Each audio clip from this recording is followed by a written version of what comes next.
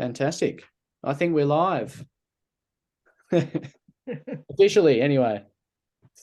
Well, welcome to those that are here, and anyone who's been unable to make it, thanks for dropping in or checking out what we've got to say. So today we're just talking about our trip that we're doing to Antarctica. We've got a very special guest. Ian, if you want to introduce yourself. Thanks, Toby. Hi, I'm Ian Goodwin. I'm an Antarctic glaciologist, climatologist, and oceanographer. I've been working in Antarctica for the last 4 decades as a research scientist. And for the last 5, I've been working as a polar guide on Antarctic tourism ships. And it's great to partner with Toby on this voyage, where we're intending to have adventure and some citizen science along the way. Yeah, and it's a great pleasure, obviously, to have Ian on here, and also I'm really looking forward to working with Ian again. We've worked together before, and for those that haven't sort of jumped into one of these webinars before or don't know me, my name's Toby. I'm the owner of Southern Sea Ventures, and we're chartering this vessel for this particular trip. I've started working in Antarctica. I first started working in the polar regions in 2009, and maybe 2013 I went down on my first Antarctic trip, running kayaking approximately. So around about 10 years, I guess, in and out. Yeah, so we'll jump straight into it. Our trip that we're talking about is the 20th of December to the 1st of January 2024. It's a Christmas trip. Obviously excited to be there for that time of year, but we'll just go through some of the details. But before we do, just a little bit of background on Southern Sea Ventures. The business was established in 1988 by Al Baker. I took it over in March 2020, which was a bit of a challenging time to take on an international travel business, but it's been a great journey. We've got around 41 different trips that are on offer around the world. Big focus on sea kayaking, with a specialisation in the polar regions. Al was the first commercial operator to set up and run sea kayaking programs in Antarctica, which he did for around about 20 years, and also done a lot of new exploration of different trips in the polar regions and generally around the world. So we do a lot of sea kayaking trips, but we also do expedition cruising, which is what we're sort of talking a bit more about today as well. As well as at this trip, the Christmas trip to Antarctica, we're running trips to Svalbard in May, which is coming up very soon, Greenland later in the year, this year, as well as the Antarctic trip. So we might just get into sort of some of the details about Antarctica as a place and the partnership that Ian and I have lined up. So I guess first of all, where are we going? So we're doing a 12-day voyage out of Ushuaia to the Antarctic Peninsula. We're crossing the Drake Passage, so we're doing it the real way. And we're going to when we get there, we don't have a sort of scheduled itinerary as such. We've got some great highlights, places that we want to go, things that we'd really like to see, but it's always on these trips or with this particular ship about being flexible and adapting to whatever highlights there are or what the weather situation throws at us. So we're just going to talk a little bit more about what makes Antarctica so special, I guess, from a personal perspective, but just from a general perspective as well. A little bit about the Antarctic landscapes and wildlife, so what it's like and what you could expect to see there. Some specifics about the weather at that time of year or the climate at that time of year, what's typical and what you can expect in the cycle of the summer. And then, of course, a bit more on the science in Antarctica, the project that Ian's put together. Anything you want to throw in there, Ian? Yeah, I think I just want to say a little bit about doing the Drake Passage, that there's a real trend in Antarctic tourism to try and avoid the Drake Passage with fly in, fly out. And something I discovered when I first went to Antarctica in the early 1980s was just how important making the transition from the mid-latitudes to Antarctica is, that leaving a place like Ushuaia and traveling down the Beagle Channel, and then heading out into the Drake Passage and crossing the Antarctic convergence. That whole process, you're slowly becoming conditioned to going through these climatic zones, and then pop out in the Antarctic Peninsula. But for me, the journey getting there is so important, and I think the people that transport themselves by plane from Punta Arenas to King George Island, 1 minute they're in South America, and 3 hours later they're stepping out into King George Island, and they miss all of that experience of not just experiencing the wildlife on the Drake Passage, but not experiencing those changes in the climatic zones, which really acclimatizes you for Antarctica. It's a great thing to say. And I think just on a personal note, I love that feeling when it's announced, or you spot it on the horizon. You can see we're there, you're standing out in the front of the ship and watching Antarctica come towards you. And it's something pretty special and unique. And and equally going through the Antarctic convergence, when you hit that fog and you know that you're traveling through the convergence of the great ocean water masses, and then you're in Antarctic waters, and then of course also having the excitement of the first iceberg. Yeah, absolutely. Yeah, no, that's very true. I'm getting excited just thinking about it, actually. And the way home too, Toby. Like, there's always the possibility of coming home via Cape Horn, and I love those when the weather conspires and we get to travel around Cape Horn and back to the Beagle that way. I'm not making any promises. No, well, you can't. It has happened that I've actually managed to paddle around Cape Horn. Well, there you go. Yeah, there you go. That was a pretty exciting moment. So probably just a little bit on the ship that we're using. So we're working with the Polar Pioneer. It's a ship that I'm very familiar with. That's where I've done most of my polar work. It's a 50-passenger vessel. It is the only 50-passenger vessel working in Antarctic waters at this time. And the reason I love it is that it is still small enough that you really feel like you're part of a community on board. And you're really connected to all the other people around you. It's not a luxury vessel. She's sturdy, she's nimble, so you're very, very quick. It's not a luxury vessel, but it's very sturdy, and also, it just provides you a lot of opportunities to be outside. One thing I'll say about it from a logistical standpoint is when you arrive at a destination, at a landing site, or an opportunity arises, such as there's a lot of whales in the channel, and we really decide that's it, we're going to go out and paddle with the whales, or cruise with the whales. It's very, very quick to get off the ship. So you can actually just literally stop, 20 minutes, 30 minutes later, everyone's in the water. And it's something you can't really do on a larger vessel. Also don't have any limitations on your landing of any of the sites. Some of the larger vessels, because you can only have 100 people ashore at any one time. Sometimes slightly larger vessels you have to run in shifts, or you might omit certain sites. So just don't have any of those constraints. And that's the thing that I really love about it, is because it provides you with that opportunity to connect and experience Antarctica as much as possible. And that's kind of what makes the experience so special for me, is being able to be out there and see and experience as much as you can. Oh, sorry, and do you want to jump in on anything with the ship? Oh, I was just going to say, look, as much as I want to work with Toby, I also want to work on small ships.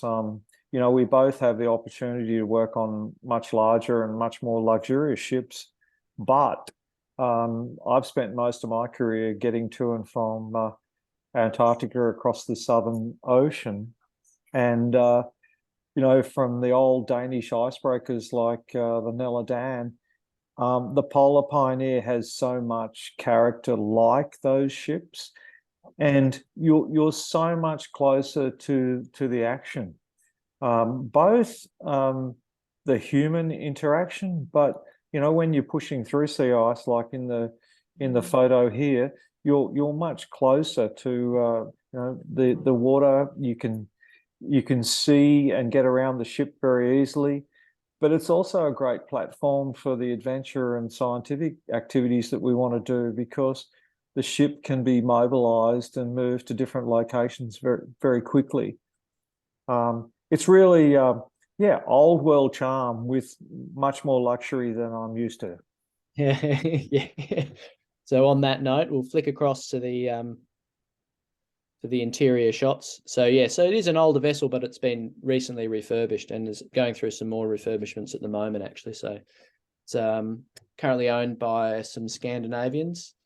Maybe it's a little bit of history on the ship because it's interesting. It was owned by the Soviet Union as a research vessel traveling the oceans, gathering information. So we like to say it was a Russian spy ship, but yes, it's a government vessel. And then it was sold to a wealthy individual in Russia, or he acquired it at the breakup of the Soviet Union. So perhaps owned by the Russian mafia. No, we just make these things up. But it's got a really unique history, but it's been sold to some Norwegians, and they've spent a lot of time, obviously, making it really beautiful on the inside, as well as refurbishing and refitting a lot of the safety equipment. So it's up to modern standards, very much so. And the plumbing's been fixed for anyone that's been on the ship before. There were issues with the plumbing in the past, but that's been repaired. And they've done a really lovely job on the inside, just some small tweaks without converting the entire vessel. So it's got a lovely sauna and a gym. It's got a great bar area, very nice social area, as well as the open bridge, which is something that's unique about the vessel as well, or really special about the vessel. You've got a great area to be in, what you can see out nearly 360 degrees, and you can watch the crew working their way through the ice at any time, day or night. And it's really nice to have that space. There's a fantastic wildlife viewing spot, or where you're going to stand while you look at your first iceberg come over the horizon. Yeah, and it's also, I'll show you some more photos of the exterior as we go on. And just drop your hand up if there's anything you want to jump in with. So I guess just from a day-to-day perspective, the different activities that we have on offer for this particular trip, obviously Zodiac cruising, kayaking, of course, and skiing is something that we're also offering on this departure. Still a good amount of snow in the area. General cruising, so of course wherever we go, and this is what I wanted to talk about, was the bow of the vessel is a really amazing place. You can get right to the front of the ship. It's another quite lovely social area, and you can just hang over the front and look down at the ice, and it just gives you it's just a really nice area to watch the scenery go by. So it's actually a big highlight. I love being off the ship, but being on the ship is also, you're still able to really experience Antarctica while you're on board. And of course, we have the citizen science program as well that Ian will talk maybe a bit more about just a bit further down the track. Anything you want to jump in with, Ian? No, just looking at the people hanging over the front of the bow there. Again, the small ship experience. The ship kind of feels like your own ship rather than you're intruding on someone else's ship, and that's a really important aspect of the Polar Pioneer and the style of travel. Yeah, definitely. Yeah, it always felt very homely for me. So you feel like you're invited to be everywhere, except perhaps the engine room late at night. Probably won't go through a full list of everything you can see in Antarctica. It's pretty extensive, but these photos, I guess I took most of these. I think all of these photos, and I'm certainly not a professional photographer. And what I see when I look at them is, it's really easy to get up close and personal with the wildlife. Everything is remarkably tame and incredibly abundant. So especially at that time of year, we'll have lots of penguins in the area. you're supposed to keep a distance from them. Can be really hard sometimes because they might want to come up and peck your boot. The first time I landed on the continent of Antarctica, I had a Gen 2 penguin carrying a rock up to me and trying to drop it at my feet, which is a mating ritual or an invitation, I guess. You've got leopards. I've seen so many leopard seals in the area, and obviously we've got really great opportunities to see whales at that time of year as well throughout the peninsula. And I've just popped a photo in here of Cape Petrel taken on the Drake Passage, just as sort of a reminder that that whole part of the journey is very much alive with wildlife and a really rich and abundant place for some of the world's great seabirds. So yeah, it's just Antarctica, I guess, compared to, say, the Arctic, is incredibly abundant. You're just surrounded by wildlife, and it's one of the massive highlights of the whole place. You know, you feel really absorbed by it, as opposed to the Arctic, where there's definitely wildlife there and it's incredibly interesting, but you do have to work to see it a lot of the time. Yeah, and the time of the voyage, Christmas, New Year, it's a real sweet spot for wildlife. You know, if we were only focused on doing a whale census, then we would leave that till the late in the season when all the humpbacks are in Antarctica. But it's great being there around Christmas with all the humpbacks returning. But we've also still got all the penguins, and we've still got some of the chicks that are around in the rookeries. We've also still got some of the last remaining flows of sea ice that the seals haul out on. So it's really great from all those perspectives. Interestingly, Ian, on one of my early trips, and I really had not as much of an idea as I do now about the sort of the seasonal movement or what's quite unique. And we were about this time of year, and I'm trying to remember exactly where we were, but we pulled up and I went off for a bit of a paddle with my group and spotted a leopard seal. I was suckling with a pup, and I really didn't realize just quite how unique that is. But I got back to the ship and said, "Oh yeah," and I took some photos and I showed it to the biologist on board. He nearly dropped the camera, so I showed him on the back of the camera. But, and that was at that time of year as well. So you still got was it Danko? That was at Danko. All right. Yeah, off Winter Island, I had a leopard seal crawl into the Zodiac, which was challenging. Yeah. Yeah, that's exciting. It sort of goes without saying that there's a lot of ice in Antarctica, and you're probably going to have some real insight into this, of course. But it's the diversity of the ice that I think makes it so special for me, and the variety and the volume and the scale. It's pretty overwhelming, actually. Yeah, the area that we visit, the northern Antarctic Peninsula, is a continuation of the Andes, but you know, it's also very sensitive to temperature change and change in the atmospheric circulation. And you know, the overall picture that most people have when they think about going to Antarctica, and many people seem to have it as an objective these days, is that they want to see Antarctica before it's gone. And that is just not the case. There is so much variability and complexity about the climate system in Antarctica that, in fact, many of the areas that we'll be going to, the ice is actually increasing in thickness as the westerly winds have moved further south and are dropping more snow over the Antarctic Peninsula. The glaciers are actually growing. Yet if we get an opportunity to go around into the Weddell Sea, the great ice shelves fringing the eastern side of the Antarctic Peninsula have almost all disappeared.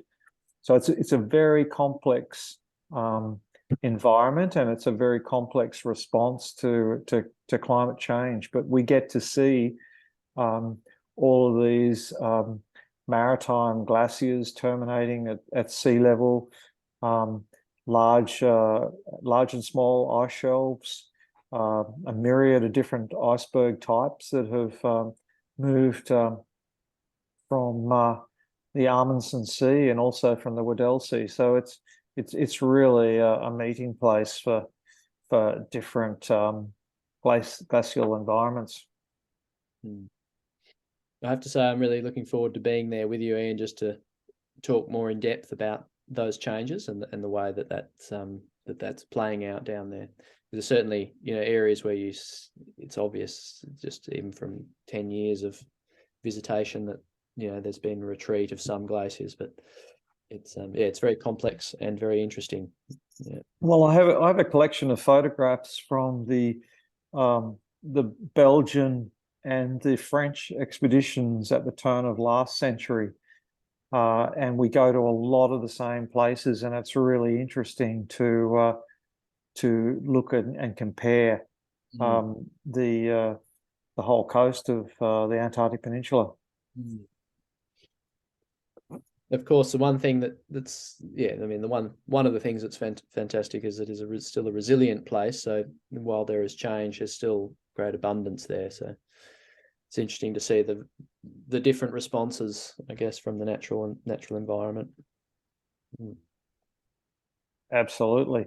And people prefer to paddle kayaks rather than tow them across sea ice, I think. Well, I have to say, I remember doing that, and it was quite fun, though. So, and that's one of the highlights probably this time of year is we're going to have. Did you do a seal launch at the end of it? Absolutely, yeah. Try and find a little bit of a slope and slide them off that. So that is a real treat, getting onto the sea ice. Yeah. Whenever that opportunity arises, and that's a good thing about Polar Pioneer, being able to moor up against the edge of the sea ice. Yeah, so even if you're not in a kayak, you can still get onto the ice, which is always good. I guess I had some photos here I wanted to share, just the landscape, but of course Ian and I were just talking prior, and it sort of look like ice photos again, don't they? So, and that's because the landscape is dominated by ice, and it's such a dominant feature. It's so pervasive. It's everywhere. But of course, the other part of this is the mountains rise straight from the sea. And as a person who works there, it took me a little while to realize that we are in an alpine environment in the ocean, and that is a really unique and interesting place to work. So you're working with glacial collapse, you're working with avalanches, you're working with ice and rockfall, as well as wind, waves, swell, and all of those things. So it's a really dynamic and interesting place to work. Obviously, there are some risks associated with that, but obviously we have a pretty good track record. So it's fairly easy to manage when you know and understand them. But makes an incredibly unique and dynamic place. So it's kind of alive a lot of the time. You can imagine it can be very quiet, but then the ice starts to creak and crack and explode or grumble and drop, and it's really it makes for a really awe-inspiring place. Yeah. Well, the biggest risk is not getting any sleep, of course. The top left photograph there reminds me that that time of year we've got 24-hour daylight, and during the core of the night there's it's mainly twilight with lovely pastel colors, but it seems a shame to go to sleep on any of these days unless it's really bad weather, because you might miss out on some great photo opportunities, but you also might miss out on seeing some wildlife. Yeah. You do have to schedule sleep in there somewhere, but we do. It's hard to resist. We always have at least 2 landings, unless there's some kind of transit, maybe on the Drake, or we have to move quickly to get to some highlight somewhere. But it's not uncommon to also do a stop or something after dinner. So there are lots of opportunities to get off and explore and experience Antarctica. And certainly the twilight paddles have been a big favourite of mine, which at that time of year means they're pretty late. So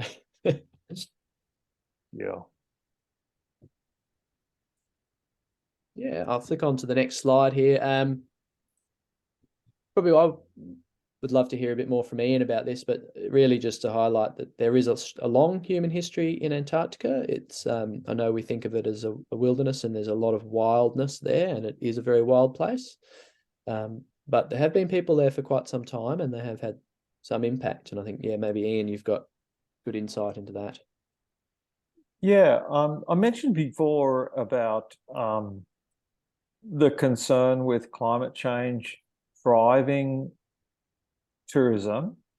We need to take into account human and natural history and how we view the Antarctic. And I'm going to digress slightly here.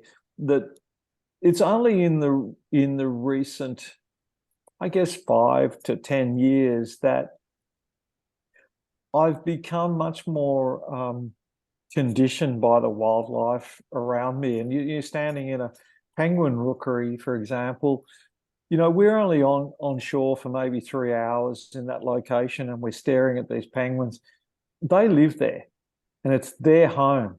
And when you stop and think about their environment, the immensity and enormity of it, it's really hard to wrap your head around it. But then you think back in terms of human history, and you think of how much activity there's been in whaling, in sealing, in impacts on the penguin population. And there are all these wonderful relics of a bygone era from the whaling days that we will see on the trip. But, when you stand back and you think of this going on in the late 1800s, early 1900s, and one of the things we're really interested in is getting more data on the whale populations, because the recovery has been incredible. Since the end of whaling and the rewilding of the Antarctic oceans, we're looking at nature rebounding and these ecosystems recovering.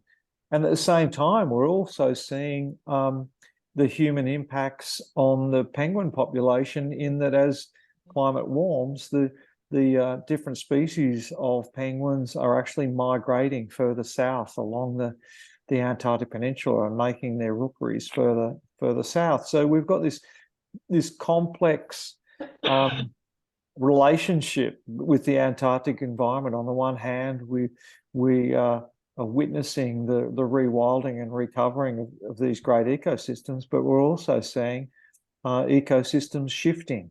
And as climate warms, we're seeing more influence from Patagonia and Tierra del Fuego in the flora and fauna of the Antarctic Peninsula.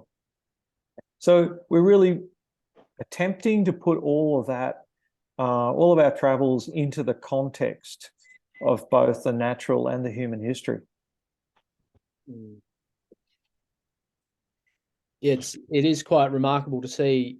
I mean, you can see it as rubbish in some respects. You could see it as rubbish, but it's also history, and it's I find it really quite fascinating to see the relics and to see the way that people lived and spent their time there not that long ago, really.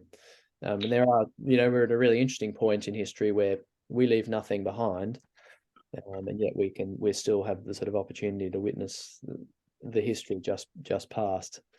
Yeah, so we need to have an open mind with our travels, that put ourselves in the frame of the beginning of last century, when whale oil was a very highly prized commodity. So it's interesting to put yourself, time travel back in time, and think of the world and the resources at the time, rather than view it with disdain from the present viewpoint. Yeah, no, it's true. It's very educational. I might just flick across, and again, Ian, I'll get you. Just from my perspective, I guess, I'm excited about this partnership because we're going to be making a financial contribution to Living Ocean and assisting and supporting their ongoing projects around monitoring microplastics and their general projects. But yeah, just Ian made the connection here, and so it's really. Yeah, Living Ocean is a citizen science group based on the northern beaches in Sydney, and they've been active for the last decade. They started out doing whale tracking, and they've developed novel ways of tracking humpback whales moving along the east coast of Australia. And of course, we've got something like 60,000 humpbacks migrating along the east coast now. And from there, they moved into seabirds and into plastics, and in particular microplastics. And we're partnering with Living Ocean. I'm really the science bridge between Southern Sea Ventures and Living Ocean. And we're running this as a pilot citizen science project. There are citizen science activities on board that are additional to this, that relate to cloud observations for NASA, for example. But we're intending to have hands-on citizen science here with Living Ocean, water sampling, sampling of the ice. And as a climatologist and oceanographer, I'm interested in working with them to try and put the context as to how the microplastics find their way into the Antarctic environment, and how prolific they actually are. I was quite astounded a couple of days ago to learn that the first microplastic pollution of the ocean really dates back to the 1930s. I'd always had it in my head that, you know, the microplastic beads in shampoos and those sorts of things were in the last couple of decades were the main items. But in fact, you know, it's really nylon fibers dating back to the 1930s with the advent of nylon for clothing and for materials. And you know, we're really interested. You know, most scientists up until about 5 years ago thought that Antarctica was immune from pollution, particularly water transported pollutants from the mid-latitudes. But we've found that pollutants like microplastics, but also changes in the distribution of kelp species coming from subantarctic islands, for example, are arriving in the Antarctic Peninsula. A study 10 years ago I did with ice cores on the Antarctic Peninsula, we found Roxby Downs uranium dust had made its way to the Antarctic Peninsula. So it's not isolated, and we're trying to understand those atmospheric and ocean pathways where pollutants are traveling to Antarctica, and in what sort of concentrations. We just don't know. So that's why we're partnering with Living Ocean to look at how to set up an ongoing citizen science program around this that could be expanded to a lot of tourism ships, for example. And as I said, I'm very excited just to have the opportunity to make the contribution as a person who loves Antarctica, and as a business and all those things. But personal level, of course, again, you know, Ian, I'm really excited to have you on board with all that knowledge that I can stand around and you can share. That's great. Just as long as we can go kayaking. Absolutely, yeah. Well, I can deal with that side of it. So just broadly, you know, people often ask who's it for, this type of trip. Really, I think the trip is very comfortable. We accommodate really all levels of fitness and ability. We don't have wheelchair ramps on board, so that obviously is a bit of a limit, can be a limitation. But really, it's our sort of ethos and our approach is really about spending time outside, experiencing as much as possible, and as you can see, the educational side of things. So for the main, and there's always relative activity that you can participate in, whether that's you're looking to go skiing, and we do have some who are skiing, or kayaking, or just zodiac cruising and shore landings. So just coming ashore and being in a very limited area. or perhaps even taking some slightly longer walks. It's not so easy in Antarctica. There are a few places you can go a little further afield, but because of the glacial risk, we're not often taking long walks. So the landing sites are relatively limited, but more areas to explore ashore. So I think, yeah, being adventurous of sport is the most important, and that's the main thing. We like to engage with the adventure, engage with the changes that we're definitely going to have to our itinerary on a sometimes day-to-day basis, depending on the weather and ice conditions. And of course, if you like to be outside and you like to learn about the natural environment, then this is a pretty amazing place to go. And of course, if you like hiking. And we've got skiing. And skiing, that's it. So I might just open it up if there's any questions at all about the